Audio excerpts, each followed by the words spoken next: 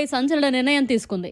ఈ నోట్లను సర్క్యులేషన్ నుంచి తొలగిస్తున్నట్లు వెల్లడించింది. ప్రజలు తమ వద్ద ఉన్న 2,000 రూపాయల నోట్లను ఈ నెల 23 నుంచి సెప్టెంబర్ 30లోగా బ్యాంకుల్లో మార్చుకోవచ్చని, డిపాజిట్ చేసుకోవచ్చని ఆర్బీఐ తెలిపింది.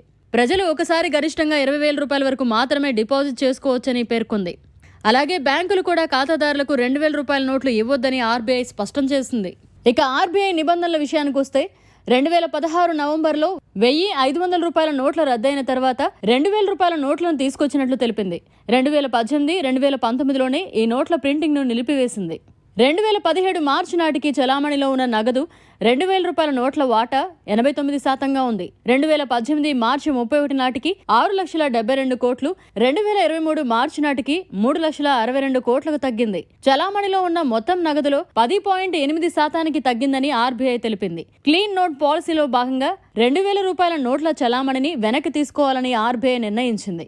2,000 రూపాయల నోటు అనేది ప్రస్తుతం లావాదేవీలకు ఉపయోగించుకోవచ్చని తెలిపింది. 2013, 2014లోనూ ఇలాగే సర్క్యులేషన్లో ఉన్న నోట్లు వెనక్కి తీసుకుంది.